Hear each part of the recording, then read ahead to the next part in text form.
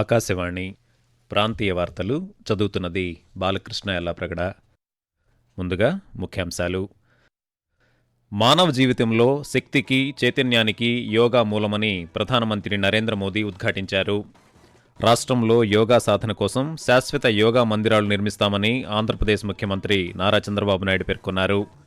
Hyderabad metro రైలు 2వ దశ project పరిష్కారానికి సహకారం అందించాలని తెలంగాణ ముఖ్యమంత్రి ఏ రేవంత్ రెడ్డి కేంద్ర ప్రభుత్వాన్ని కోరారు.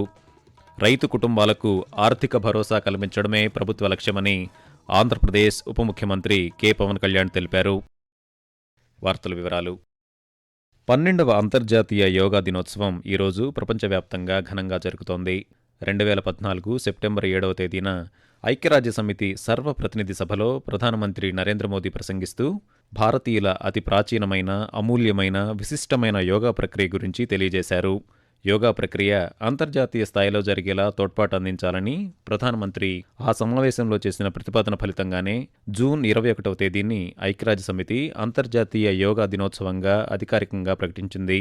కేంద్ర ఆయుష్ మంత్రిత్వ శాఖ పిలుపు మేరకు ఆరోగ్యకరమైన వృద్ధాప్యం కోసం యోగా అనే ఇతివృత్తంతో ఈ ఏడాది యోగా దినోత్సవాన్ని దేశవ్యాప్తంగా అన్ని నగరాలు, పట్టణాలు, గ్రామీణ ప్రాంతాలలో ఘనంగా నిర్వహిస్తున్నారు. 12వ అంతర్జాతీయ యోగా దినోత్సవాన్ని పురస్కరించుకుని పశ్చిమ బెంగాల్ రాష్ట్రం కోల్కతాలోని రెడ్ రోడ్లో నిర్వహించిన కార్యక్రమంలో ప్రధానమంత్రి నరేంద్ర మోదీ యోగాసనాలు వేశారు. అనంతరం ప్రధానమంత్రి మాట్లాడుతూ యోగా అనేది కేవలం శారీరక వ్యాయామం మాత్రమే కాదని అన్ని వయసుల వారు సాధన చేయవచ్చని పేర్కొన్నారు. మానవ జీవితంలో శక్తికి, చైతన్యానికి యోగా మూలమని అన్నారు. ఈ నేపథ్యంలోనే ఈ ఏడాది అంతర్జాతీయ యోగా దినోత్సవానికి ఆరోగ్యకరమైన వృద్ధాప్యం కోసం యోగా అనే ఇతివృత్తాన్ని ఎంపిక చేసినట్లు తెలిపారు. వయస్సు పెరుగుతున్నప్పటికీ ఆరోగ్యంగా, ఉత్సాహంగా, చురుకుగా జీవించే మార్గాన్ని యోగా చూపిస్తుందని ప్రధానమంత్రి పేర్కొంటూ योग केवल शारीरिक श्रम का साधन नहीं है, योग किसी एक आयु वर्ग के लिए सीमित भी नहीं है. योग मानव के जीवन का चेतना के साथ, ऊर्जा के साथ एक प्रकाश भी है. इसलिए इस वर्ष अंतर्राष्ट्रीय योग दिवस की थीम रखी गई है योगा फॉर हेल्दी एजिंग. उम्र बढ़ने पर भी हम स्वस्थ रह सकते हैं, हम ऊर्जावान और सक्रिय रह सकते हैं. योग हमें इसके लिए मार्ग दिखाता है. అంతర్జాతీయ యోగా దినోత్సవం సందర్భంగా ఆంధ్రప్రదేశ్ వ్యాప్తంగా యోగా వేడుకలు ఘనంగా నిర్వహిస్తున్నారు.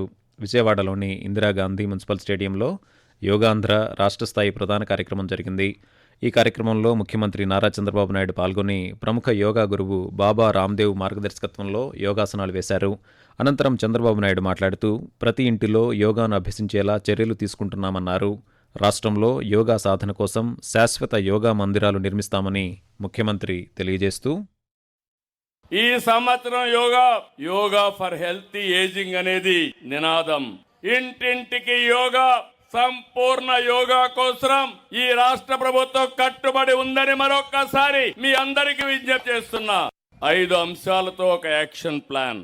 ఆంధ్రప్రదేశ్ యోగా నేచురోపతి ప్రచార పరిషత్ ఏర్పాటు చేశాం. దాని ద్వారా స్వర్ణ గ్రామం, స్వర్ణ వార్డుల్లో శాశ్వత యోగా మందిరాలు ఏర్పాటు చేస్తాం. యోగాని పర్యవేక్షించడానికి ఆఫీసర్లు నియమిస్తాం. యోగా సేవలు అందిస్తాం. అలాగే రాష్ట్రంలోని వివిధ జిల్లాల్లో కూడా పెద్ద సంఖ్యలో ప్రజలు యోగా కార్యక్రమాల్లో పాల్గొని అంతర్జాతీయ యోగా దినోత్సవాన్ని జరుపుకుంటున్నారు. హైదరాబాద్ మెట్రో రైలు ప్రాజెక్టుకు సంబంధించిన అపరిష్కృత అంశాల పరిష్కారానికి సహకారం అందించాలని తెలంగాణ ముఖ్యమంత్రి ఏ రేవంత్ రెడ్డి కేంద్ర మంత్రి జి కిషన్ రెడ్డికి నిన్న లేఖ రాశారు. మెట్రో 2వ దశ ప్రాజెక్టు, ఐఆర్ఎఫ్సి ఫైనాన్సింగ్ అంశాలపై చర్చించాల్సిన అవసరం ఉందని లేఖలో పేర్కొన్నారు. రైల్వే మంత్రితో సమావేశం ఏర్పాటు చేస్తే అవసరమైన పత్రాలతో హాజరవుతానని, సమావేశం వివరాలను తెలియచేయాలని విజ్ఞప్తి చేశారు. హైదరాబాద్ నగరానికి, రాష్ట్రానికి మెట్రో రైలు అత్యంత కీలకమైన మౌలిక వస్తుల ప్రాజెక్టని ముఖ్యమంత్రి పేర్కొన్నారు. కాగా ఈ రోజు నుంచి ముఖ్యమంత్రి 3 రోజులు ఢిల్లీలో పర్యటించనున్నారు. ఆకాశవాణి ప్రాంతీయ వార్తలు వింటున్నారు.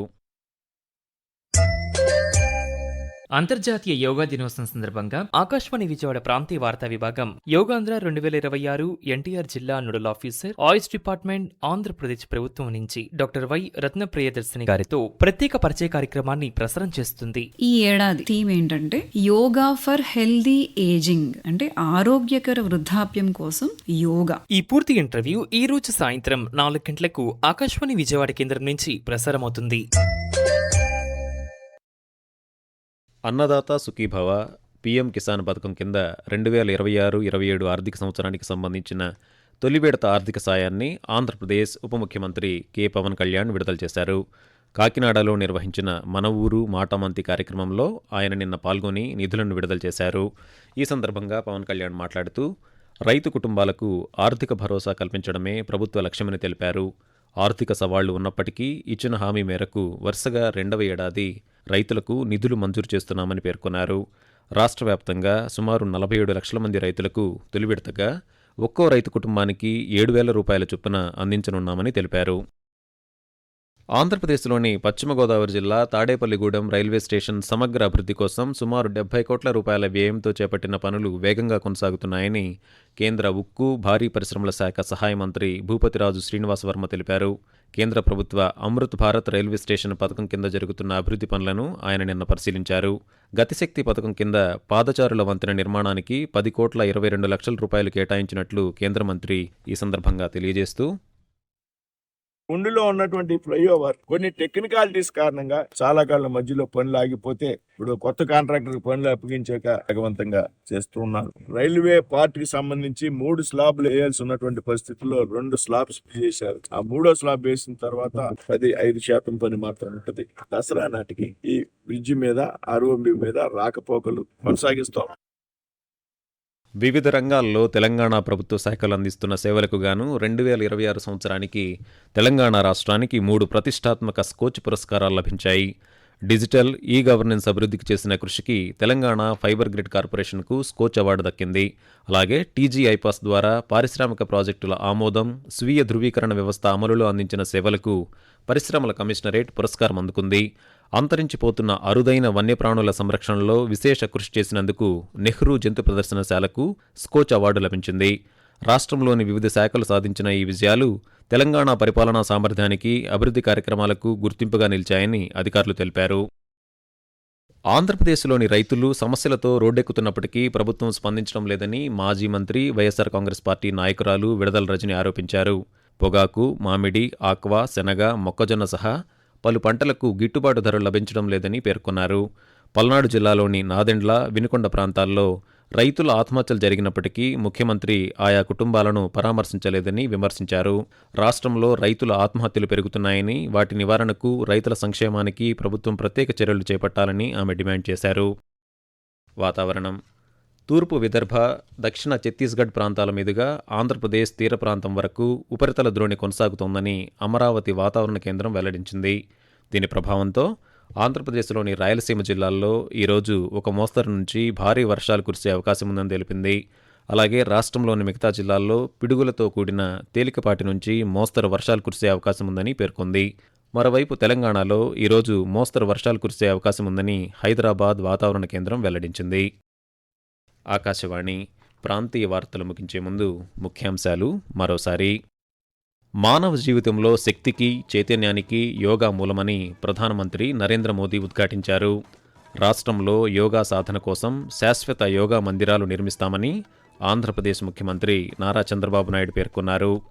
హైదరాబాద్ మెట్రో రైలు 2వ దశ ప్రాజెక్టు పరిష్కారానికి సహకారం అందించాలని తెలంగాణ ముఖ్యమంత్రి ఏ రేవంత్ రెడ్డి కేంద్ర ప్రభుత్వాన్ని కోరారు.